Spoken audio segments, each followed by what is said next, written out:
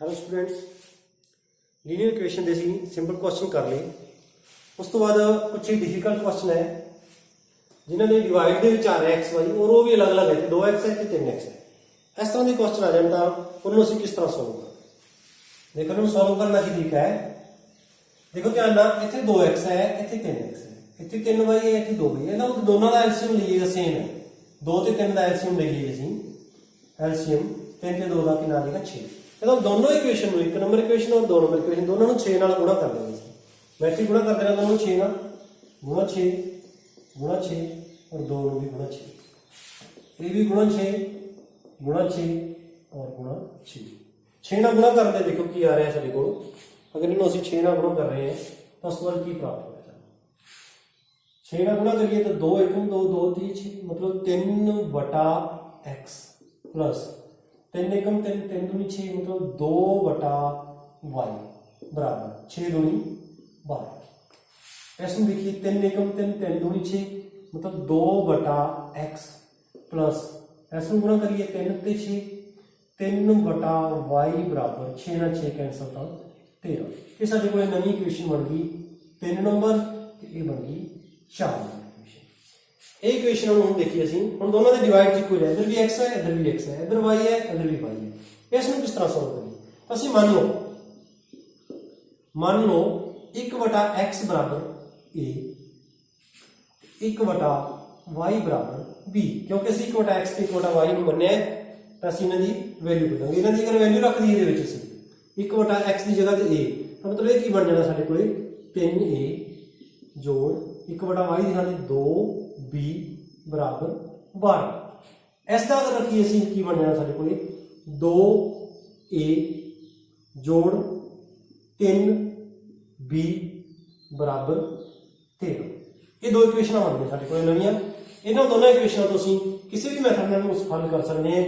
साढ़े को मैथड है कि 2-3 पढ़ चुके हैं असीं, सब्स्टिट्यूट मैथड है, एलिमिनेट मैथड है, क्रॉस प्रोडक्ट मैथड है। इसको असीं हल कर सकते हैं। तो मैं इसको क्रॉस प्रोडक्ट मैथड में देख देंगे a बटा b बटा पहला बराबर वाले इधर ले आओ, इधर -12 होकर बराबर 0 -13 होकर बराबर 0 a बटा b बटा 1 बटा।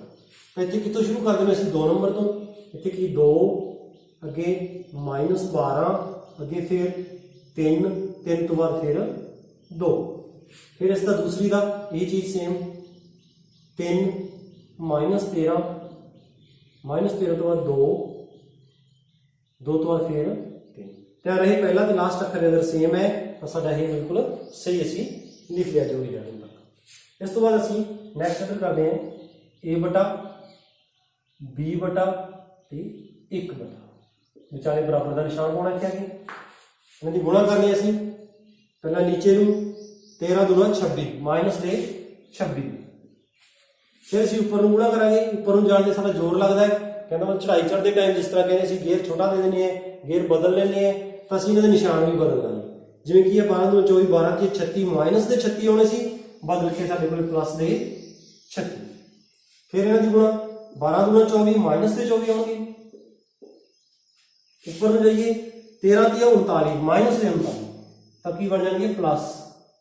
देखो प्लस गुना माइनस माइनस माइनस का उल्ट करके प्लस 3 की 9 प्लस दे 9 ऊपर जावांगे 2 दूनी 4 माइनस दे 4।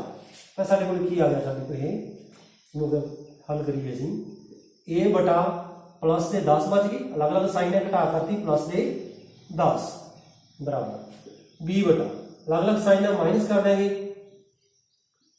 बच गए साढ़े को 15 39 चो 24 कटे 15 प्लस दे बराबर 1 बटा 9 चो 4 अगर माइनस करिए तो साढ़े को बच गए प्लस दे 5। असी पहले दोनों बराबर कर दिए a बटा 10 बराबर 1 बटे 5। पहला 10 में दूसरी साइड ले जाइए, a बराबर 10 डिवाइड से उधर जाके 1 गुणा हो जाएंगे, इनके ऊपर चले जाएंगे 5 एकम 5 5 दूनी 10 a बराबर कितना आ गया 2। फिर असी इन्होंने दोनों बराबर कर दिए b बटे 15 बराबर 1 बटे 5 15 उधर ले जाइए b बराबर 15 बटे 5 कट दिए 5 की 15 तो b बराबर कितना आ गया 3। असी a बराबर b बराबर कट के नहीं छड़ देना, असीं तां x y की वैल्यू कढनी है। x y की वैल्यू कढनी है तो असीं ध्यान दईए साडा 1 बटे x बराबर की है a, यानी कि 1 बटे x बराबर की है a की वैल्यू रख दी असीं, वो कितनी है साडे कोल 2। ਅਸੀਂ 1/x ਨਹੀਂ, ਅਸੀਂ x ਦੀ ਵੈਲਿਊ ਕੱਢਣੀ ਹੈ। x ਦੀ ਵੈਲਿਊ ਕੱਢਣੀ ਹੈ, ਦੋਨਾਂ ਨੂੰ ਪਲਟ ਦਈਏ, ਇਹਦੇ ਬਟਾ 1 ਸਮਝੋ, ਤਾਂ ਜਾਨੀ ਕਿ x ਬਰਾਬਰ ਸਾਡੇ ਕੋਲ ਕੀ ਆ ਜਾਊਗਾ 1/, ਇਹਦਾ ਉਲਟਾ 1/, ਇਹ x ਦੀ ਵੈਲਿਊ ਆ ਗਈ ਸਾਡੇ ਕੋਲ। y ਦੀ ਵੈਲਿਊ ਕੱਢਣੀ ਹੈ ਤਾਂ 1/y ਸਾਡੇ ਕੋਲ ਕੀ ਸੀਗਾ b ਦੇ ਬਰਾਬਰ ਸੀ। b ਕੀ ਹੈ ਸਾਡੇ ਕੋਲ 3 ਮਤਲਬ 3/1। y ਦੀ ਵੈਲਿਊ ਕੱਢੀਏ, ਦੋਨਾਂ ਨੂੰ ਪਲਟ ਦਈਏ ਤਾਂ y ਬਰਾਬਰ ਕੀ ਆ ਜੀ 1/3 ਸਾਡੇ ਕੋਲ y ਦੀ ਵੈਲਿਊ। ਅਸੀਂ x ਤੇ y ਦੀ ਵੈਲਿਊ ਕੱਢਣੀ ਸੀ, ਇਸ ਤਰੀਕੇ ਨਾਲ ਅਸੀਂ x ਤੇ y ਦੀ ਵੈਲਿਊ ਕੱਢ ਸਕਦੇ ਹਾਂ ਇਸ ਤਰ੍ਹਾਂ ਦੇ ਕੁਐਸਚਨ ਵਿੱਚ। ਹੋਰ ਦੇਖੀਏ ਇਸ ਦੇ ਵਿੱਚ ਥੋੜੇ ਜਿਹੇ ਹੋਰ ਟਾਈਪ ਦੇ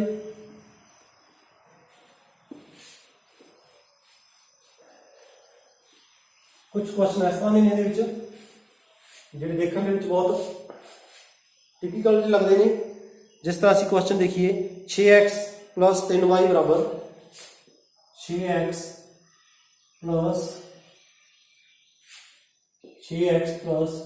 3y बराबर कुछ x y दे विच दिना मैं बहुत इंपोर्टेंट भी नहीं x y। इक्वेशन नंबर 1 दे भी सन।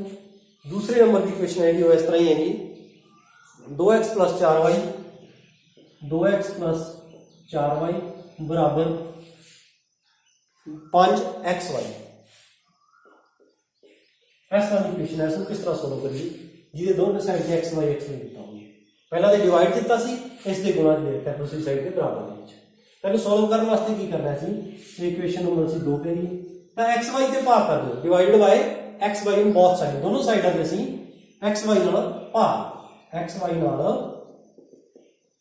भाग करिए x y ਨਾਲ, तो इसमें इत्थे कर दिए x y ਨਾਲ भाग बटे एक्स वाई तो डिवाइड दे विच एक्स वाई, इत्थे भी डिवाइड दे विच एक्स वाई, हरेक नूं डिवाइड करना सी, किसी भी टर्म नूं छड्डना नहीं, एक्स वाई नाल भाग तो भाग करके साडे कोल की आ गया देखो एक्स वाई है, एक्स नाल एक्स कैंसिल यानी कि 6/y प्लस वाई नाल वाई कैंसिल 3/x बराबर एक्स वाई नाल एक्स वाई कैंसिल 6। इस तरह भी x ना x cancel 2/y plus y ना y कैंसिल 4/x बराबर x y ना x y कैंसिल 5। तो साडी कोल नवी इक्वेशन बन गई। इस इक्वेशन दे विच 1/x 1/y है, देखो ने डिवाइड दे विच सेम है, इहदे नाल मैच करदा है, ये इहदे नाल मैच करदा है। जो चीज मैच करदी है उसको ਅਸੀਂ मान लांगे, जिस तरह से पिछला क्वेश्चन करें तो 1/y बराबर a 1/x बराबर असीं b मान लिया, इसमें ਅਸੀਂ हल कर सकते हैं। तो साडे कोल की बन गई 6a, ये की बन गई साडे कोल 3b बराबर 6 इधर ही ले आओ -6 बराबर 0, इसमें भी कर दिए असीं 2a + 4b - 5 बराबर 0। दूजी इक्वेशन बन गई, अपने दो इक्वेशन बन गई, इसमें असीं क्रॉस प्रोडक्ट मैथड नाल हल कर सकते हैं।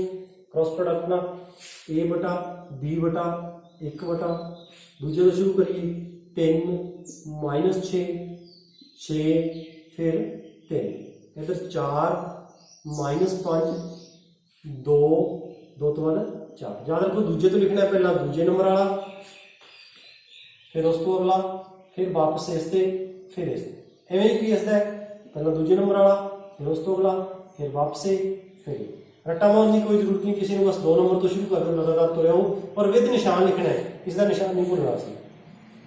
उस तो बाद साडे कोल की आ गया नेक्स्ट इत्थे लिख दी असीं a/b/1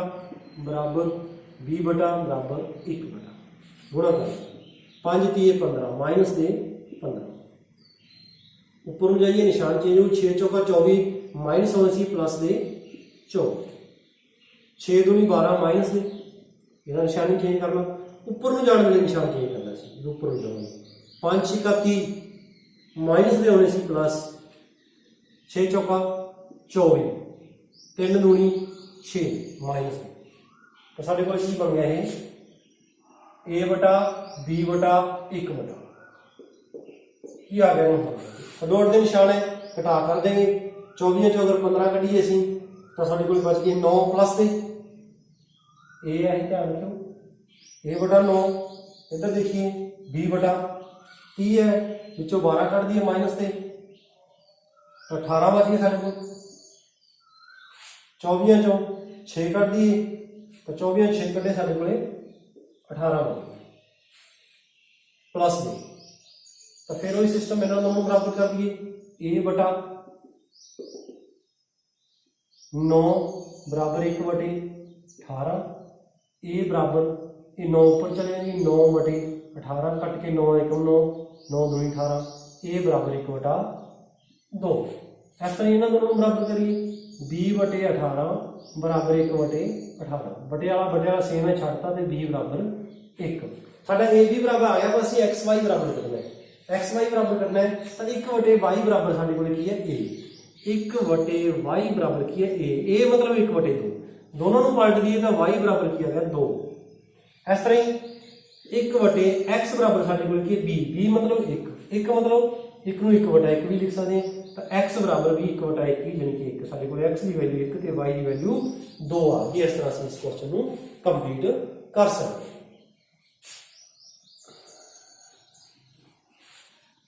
होर देखो इस थोड़ा बहुत होर अलग किस तरह के क्वेश्चन पूछे जा सकते हैं। होर इस कुछ इस टाइप के ने, जिस तरह असी देखिए कि 10 बटे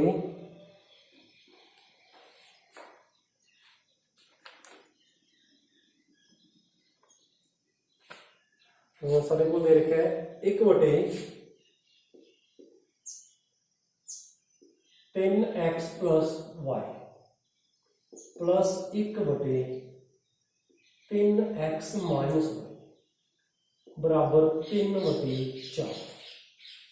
दूजी इक्वेशन है साढ़े को वो दे रखी है 1 बटे 2 ब्रैकेट दे विच है फिर 3x प्लस वाई माइनस 1 बटे 2 ब्रैकेट के अंदर साढ़े को 3x माइनस वाई बराबर माइनस 1 बटा 8। तो इस तरह दियाँ इक्वेशन दे रखी हैं, इसको सोल्व करिए। देखने के बहुत ही टिपिकल जी लग रही है पर आसान है, कुछ भी असी अपना तरीका नहीं छड्डना, अपने तरीके के अकॉर्डिंग करते जावांगे। जिस तरह साडे कोल दोनों के डिवाइड के विच कुछ है, इत्थे 2 है एक तो बाकी आ सेम है, इत्थे 2 एक्स्ट्रा है, इत्थे आ इहदे नाल सेम है, जो सेम है उसको असीं मान लांगे। और ये बटे वाला इधर भी बटा च है, इधर भी बटा च है, इत्थे भी कुछ बटा है। ये बटे वाले को दोनों वास्ते असीं की करें, पहले असीं बटे वाले खत्म कर दिए, बटे वाला खत्म करने इसमें 4 नाल गुणा कर दिए। इक्वेशन नंबर 1, इक्वेशन नंबर 1 गुणा 4, इक्वेशन नंबर 2 है उसको असीं 8 नाल गुणा कर दिए, क्योंकि ये डिवाइड 8 है, ये 8 भी खत्म हो जाएगा और 2 3 भी चले जाएंगे। इसमें अगर 4 नाल गुणा करिए तो बन जाएगा कोई 4, 1 गुणा 4 यानी कि गुणा 4 गुणा 4 गुणा 4, इतने गुणा 8 गुणा 8 गुणा 8, 4 ना गुणा करिए तो 4 बटे 3x प्लस वाई प्लस 4 बटे 3x माइनस वाई बराबर 4 ना 4 कैंसल 3। इसको गुणा करिए तो 2 चौके 8, 4 बटे 3x प्लस वाई माइनस इसको भी करिए तो 4 ना कटाएंगे 4 बटे 3x माइनस वाई बराबर 8 ना 8 कैंसल होकर माइनस 1। हम ध्यान दो असीं किस नूं मनना है, किस नूं ए ते किस नूं बी मनना है। ये ध्यान रखना है कि दोनों इक्वेशनां दे विच जिहड़ा इक्को जिहा है, एक्स वाले पहले विच दोनों दा इक्को जिहा है, दूजे विच जिहड़ा दोनों दा इक्को जिहा है उस नूं असीं मान लेना है।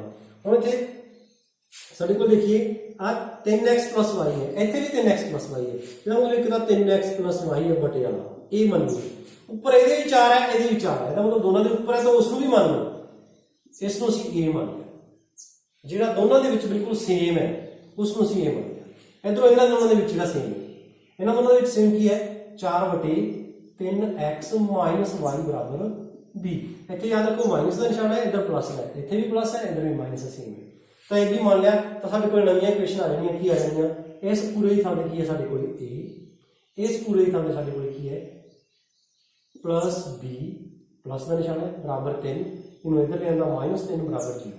इस तो दूसरी इक्वेशन बनाइए तो की होगा ए माइनस बी, एक नूं इधर लिया प्लस 1 बराबर 0।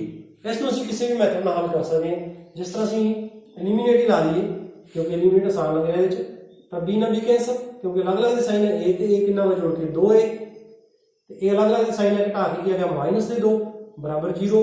तो 2a बराबर 2 दूसरी साइड से चल के प्लस दे हो गए a बराबर 2/2 कट के a बराबर कितना आ गया 1 आ गया। a बराबर 1 आ गया तो a की वैल्यू असीं दूसरी इक्वेशन दे विच रख दईए। a की वैल्यू इन्हां दोनों चों किसी भी इक्वेशन दे विच रख दिओ साडे कोल b की वैल्यू आ जाएगी। जिवें इस दे विच ही रख दईए असीं a प्लस b मतलब 1 -3 बराबर 0। तो a बराबर अलग अलग दे साइन है माइनस जो माइनस से 2 बच गए बराबर 0। तो a बराबर 2 दूसरे पास साइड जाके 2 a की वैल्यू 2 सॉरी a की वैल्यू आप 1 भरनी सी गलत कर लिया करके a की वैल्यू 1 भरनी सी a की वैल्यू 1 प्लस b -3 बराबर 0। तो b -2 बराबर 0 तो b बराबर 2 साडे कोल दूजी साडी वैल्यू साडे कोल दो वैल्यूज आ गई x a ते b दियां। असीं x y की वैल्यू कढनी है असीं किस दे बराबर मन्निया सी इहनूं 4/3x प्लस y बराबर a सी a मतलब 1। दूसरा 4/3x माइनस y बराबर b मतलब 2 पैसे ये बराबर। तो साडे कोल x y की वैल्यू तो हजे भी नहीं आ रही तो फिर इसनूं असीं किवें करिए ਇਹਦੇ बटा 1 मान लो ਇਹਦੇ बटा 1 मान लो इन्हों क्रॉस प्रोडक्ट कर दो आ 2 ना 2 कैंसिल हो जाए ऊपर लेना ऊपरला कैंसिल हो जाए 2 क्रॉस गुणा करिए तो 4 × 4 ਇਹਦੀ 1 ਨਾਲ गुणा करिए 3x प्लस y s की क्रॉस करिए तो 2 × 2 बराबर ਇਹਦੀ 1 ਨਾਲ गुणा करीदा 3x माइनस y। ਤਾਂ ਸਾਡੇ ਕੋਲ ਦੋ ਇਕੁਏਸ਼ਨਾਂ ਨਵੀਆਂ ਆ ਗਈਆਂ। ਇਹਨਾਂ ਇਕੁਏਸ਼ਨਾਂ ਅਸੀਂ ਫੇਰ ਸੋਲਵ ਕਰਾਂਗੇ ਤੇ ਫਿਰ ਸਾਡੇ ਕੋਲ x y ਦੀ ਵੈਲਿਊ ਹੋਣੀ। ਤੇ ਇਹਨਾਂ ਨੂੰ ਅਸੀਂ ਐਲੀਮੀਨੇਟ ਮੈਥਡ ਨਾਲ ਕਰ ਲਈ ਕਿਉਂਕਿ y ਦੇ ਕੋਐਫੀਸ਼ੀਐਂਟ ਇੱਕੋ ਜਿਹੇ ਸਾਡੇ ਕੋਲ ਕੀ ਹੈ 3x प्लस y बराबर 4। दूसरी इक्वेशन की है 3x माइनस y बराबर 2।